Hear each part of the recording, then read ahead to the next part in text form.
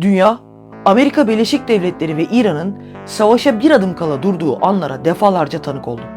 Çoğu zaman bunu fark etmedik bile. Bir darbe, bir rehine krizi, yanlış hedef alınmış bir yolcu uçağı, gölgedeki milis savaşları ve sonunda açık bir suikast.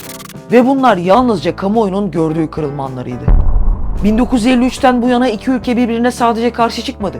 Aynı zamanda birbirine asla güvenmemeyi de öğrendi. Washington her hamleyi güvenlik olarak okudu. Tahransa her hamleyi bir müdahale olarak. Aynı olay, iki farklı hafıza.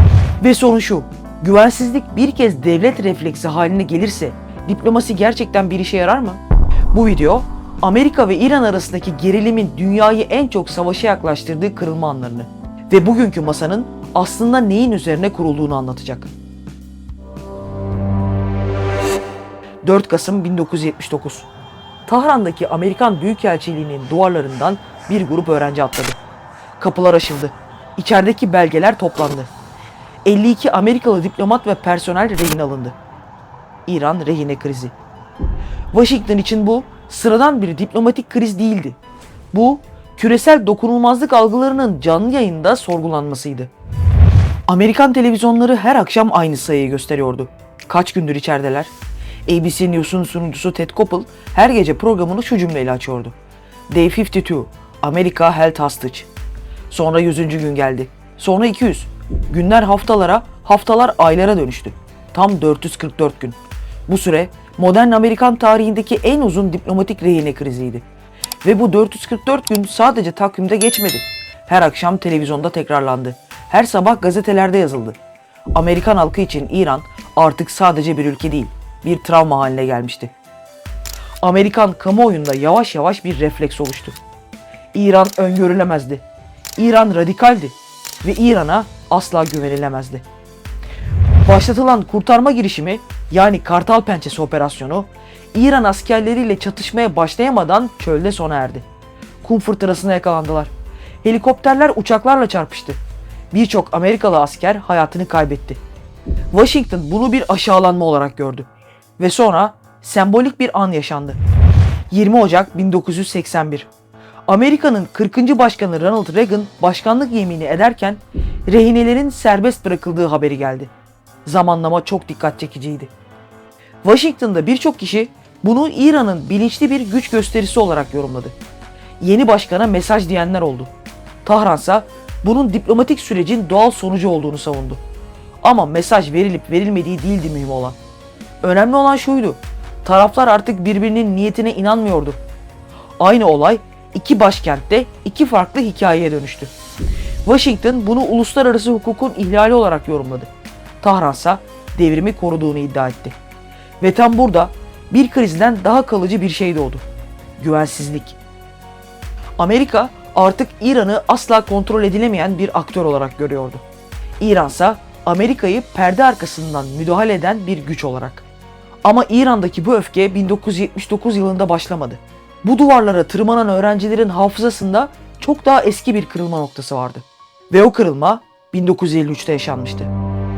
1979 yılındaki bu öfkeyi anlamak için takvim yapraklarını 26 yıl geriye sarmamız gerekiyor.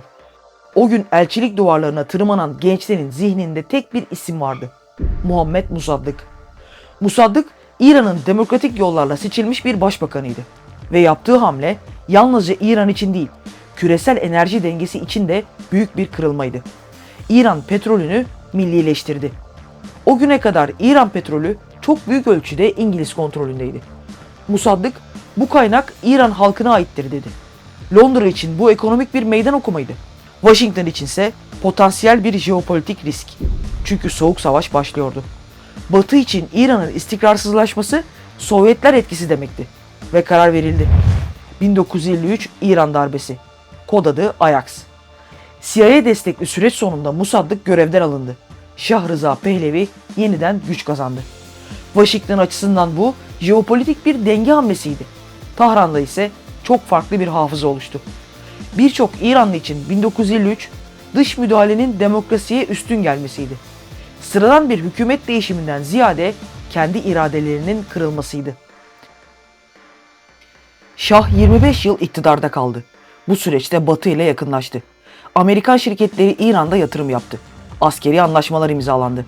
Şah, Washington'ın bölgedeki en güvenilir müttefiki haline geldi.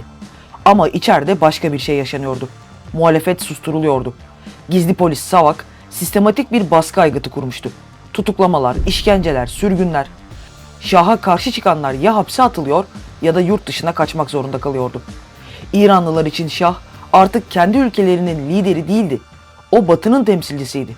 Ve 1979'da patlayan öfke sadece Şah'a değil, onu yıllarca destekleyen Amerika'ya yönelikti.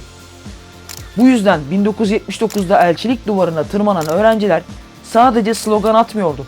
Onlar için o bina 1953'ün sembolüydü. Amerikalılar için 1979 bir başlangıçtı. İranlılar içinse bu 1953'e verilmiş gecikmiş bir cevap. İki farklı tarih anlatısı, iki farklı hafıza. Ve artık iki ülke arasında ortak bir zemin yoktu. Güvensizlik kalıcı hale gelmişti. Tüm bunların ortasında 3 Temmuz 1988. İran Hava Yolları'na ait 655 sefer sayılı yolcu uçağı Bandar Abbas'tan Dubai'ye gitmek üzere havalandı. Uçakta 290 kişi vardı ve 66'sı çocuktu. Dakikalar sonra Amerikan donanmasına ait USS Vincennes savaş gemisinden 2 füze ateşlendi.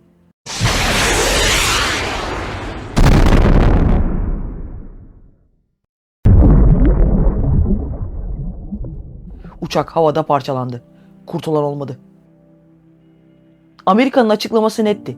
Uçak askeri bir F-14 savaş uçağı sanılmıştı. Yani yanlış tanımlama. Savaş ortamı vardı. Radar verileri karışıktı. Tehdit algısı yüksekti. Washington bunu trajik bir hata olarak tanımladı. Ama Tahran'da bu açıklama yeterli bulunmadı.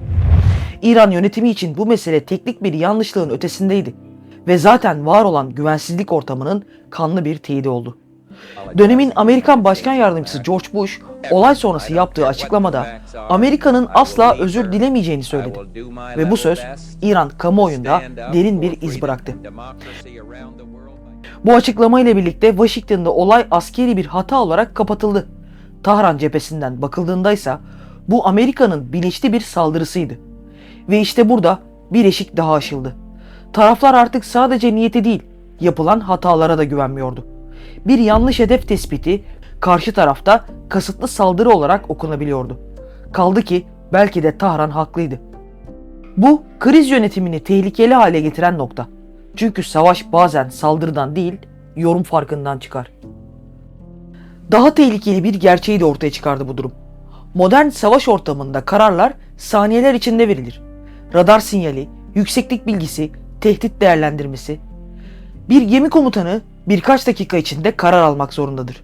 USS Vincennes komutanı da tam olarak bunu yaptı. Yanlış mıydı? Washington'a göre evet ama kasıt yoktu. Tahran'a göre ise tüm mesele sonuçtu. Çünkü savaş psikolojisinde niyet değil, algıdır belirleyici olan. Eğer bir devlet karşı tarafın hata yapabileceğine bile güvenmiyorsa krizler kontrol edilemez hale gelir. 1988 bu yüzden yalnızca trajik bir olay değil, kriz yönetiminin de kırıldığı andı. Mayıs 1989'da İran, Uluslararası Adalet Divanı'nda Amerika aleyhinde dava açtı. Yıllarca uzadı dava süreci ve nihayet 1996 yılında bir uzlaşma sağlandı. 655 sefer sayılı uçağı düşürdüğü için derin pişmanlığını ifade eden Amerika, kurbanların ailelerine 61,8 milyon dolar ödemeyi kabul etti. İran da davayı geri çekti. Ama hukuki uzlaşma siyasi güvensizliği ortadan kaldırmadı. 1988 yılı Amerika-İran hattını diplomatik gerilimden askeri kırılganlığa taşıdı. Ama o gün atılan füzeler iki ülkeyi doğrudan savaşa sokmadı. Sadece şunu gösterdi. Bu ilişkinin tamamen kopması artık en ufak bir hataya açık hale gelmişti. Ve 15 yıl sonra başka bir savaş bu kırılganlığı bambaşka bir biçimde geri getirecekti. 2001'de dünya bir başka şok yaşadı. 11 Eylül saldırılarının ardından Amerika teröre karşı savaş ilan etti. Önce Afganistan, ardından 2003'te Irak. İran açısındansa tablo karmaşıktı. Bir yandan Saddam Hüseyin gibi eski bir düşman devrilmişti. Diğer yandan Amerikan ordusu artık İran'ın hem doğusunda hem de batısındaydı. Washington'da bazı çevreler sıranın Tahran'a gelebileceğini açıkça tartışıyordu. İran yönetimi bunu doğrudan bir güvenlik tehdidi olarak okudu. Ve strateji tamamen değişti. Savunma hattı artık İran'ın sınırına değil, bölgesel etki alanında kurulacaktı. Bağdat, Şam, Beyrut, Sana, Tahran bunu savunma derinliği olarak tanımladı. Washington ise bölgesel yayılma olarak. İşte burada çatışma biçim değiştirdi. Doğrudan savaş yerine vekiller üzerinden yürüyen bir mücadele başladı. Bu yöntemin arkasındaki en önemli isimlerden biri Kasım Süleymani'ydi. Ama Süleymani bir cephe komutanı gibi hareket etmedi. Sahadaki bağlantıları kuran kişiydi o. Farklı ülkelerdeki milis gruplarını aynı stratejik çerçevede birleştirdi. Yerel aktörleri bölgesel bir ağın parçası haline getirdi. Artık savaş tanklarla değil, bağlantılarla yürüyordu. Bir milis saldırısı, bir roket atışı, bir siber sabotaj. Doğrudan savaş ilan edilmeden mesaj veriliyordu. 2007'den itibaren Irak'taki Amerikan üslerine sistematik roket saldırıları düzenlenmeye başlandı. Resmi olarak İran'ın parmağı yoktu. Saldırıları yapanlar yerel Şii milislerdi. Ama Washington biliyordu. O roketleri kim verdi, kim eğitti, kim yönlendirdi? İşte gölge savaş buydu. Saldırı vardı ama suçlanacak devlet yoktu. Hedef vuruluyordu ama karşılık verilecek ordu yoktu. Her patlamanın arkasında İran'ın gölgesi vardı ama hiçbir zaman resmi bir iz bırakmıyordu. Washington için bu kontrol edilmesi zor bir alan yarattı. Tahran içinse sınırlarının ötesinde bir güvenlik attı. Ama burada tehlikeli bir durum vardı. Sahadaki her patlamanın arkasında gerçekten kimin olduğu hiçbir zaman tam olarak net değildi. Ve belirsizlik arttıkça güvensizlik daha da derinleşti. 2003 sonrası dönem iki ülke arasındaki çatışmayı görünmez ama sürekli hale getirdi. Ta ki 2020'de bu gölge savaş ilk kez açık bir hedefe dönüşene kadar. 3 Ocak 2020 gecesi. Bağdat Havalimanı yakınlarında Amerikan dronlarından fırlatılan füzeler Kasım Süleymani'nin konvoyunu vurdu. Böylece 40 yıllık gölge savaş ilk kez bu kadar açık ve doğrudan görünür hale geldi. İran açısından yalnızca bir generalin kaybı değildi bu. Bölgedeki tüm stratejinin mimarına doğrudan saldırılmıştı. Washington bu hamleyi yaklaşan tehditlere karşı önleyici bir operasyon olarak tanımladı. Tahran ise devlet egemenliğine yönelik açık bir suikast. Neticede satranç tahtası devrilmişti. Şimdi ipler kopacak diye tüm dünyanın yüreği ağzında gelse de beklenen geniş çaplı savaş çıkmadı. İran birkaç gün sonra Irak'taki Amerikan üslerine füze saldırısı düzenledi. Doğrudan ama sınırlı. Ama burada dikkat çekici bir detay vardı. İran saldırıdan birkaç saat önce İsviçre üzerinden Amerika Birleşik Devletleri'ni bilgilendirmişti. Yani füzeler atılacaktı ama Washington'a şu mesaj veriliyordu. Biz cevap veriyoruz ama kontrol kaybı istemiyoruz. Saldırı gerçekleşti. Üslerde hasar oluştu. Bazı Amerikalı askerler beyin sarsıntısı geçirdi. Ama ölü yoktu. Ve İran da bunu bilerek yapmıştı. Çünkü eğer Amerikalı askerler ölseydi Washington cevap vermek zorunda kalacaktı. Ve o zaman savaş durdurulamaz hale gelebilirdi. Mesaj verilmişti ama çizgi tam aşılmamıştı. Bu da karşılıklı güvensizliğin en tehlikeli hali. Taraflar savaş istemez ama geri adım da atmaz. 2020'den sonra bir başka eşik daha tartışılmaya başlandı. 2015'te imzalanan İran nükleer programının sınırlandırılmasına yönelik anlaşma çökerken, İran nükleer programındaki sınırlamaları kademeli olarak askıya aldı. Washington bunu baskı aracı olarak yorumladı. Tahransa yaptırımlara karşı stratejik bir cevap. Bugün mesele yalnızca ideoloji değil. Mesele intikam da değil. Mesele caydırıcılık. Mesele karşı tarafın bir sonraki hamlesine güvenmek ya da güvenmemek. Ve bu denkleme artık yeni bir boyut eklendi. 2022'de Mahsa Amini'nin ölümünün ardından başlayan protestolar, İran'ın iç siyasetinde beklenmedik bir basınç yarattı. Tahran yönetimi bir yandan dışarıda caydırıcılık kapasitesini arttırmaya çalışırken, diğer yandan içeride kendi meşruiyetini korumaya çalışıyor. Bölgedeki vekaletlerini de birer birer kaybetti. Aynı dönemde Rusya ile askeri işbirliği ve Çin'le derinleşen ekonomik ilişkiler, Amerika-İran hattını artık yalnızca bölgesel değil, küresel bir rekabetin parçası haline getirdi. Denklem büyüdü ama temel soru değişmedi. 1953'te başlayan hafıza, 1979'da travmaya, 1988'de kana, 2003'te gölge savaşa, 2020'den sonra ise doğrudan temasa dönüştü. Ve bugün hala aynı yerdeyiz. Taraflar birbirinin niyetine asla inanmıyor. Belki de mesele savaşın çıkıp çıkmayacağı değil. Asıl mesele şu. 70 yıldır birbirine güvenmeyen iki devlet gerçekten bir gün güvenebilir mi? 70 yıllık bu güvensizlik bir gün aşılabilir mi? Yorumlarda tartışalım. Bu kanal tarihteki kırılma anlarını bugünün krizleriyle birlikte değerlendiriyor. Eğer bu anlatı size değer katıyorsa kanala abone olabilirsiniz. Bir sonraki kırılma noktasında görüşmek üzere. Hoşça kalın.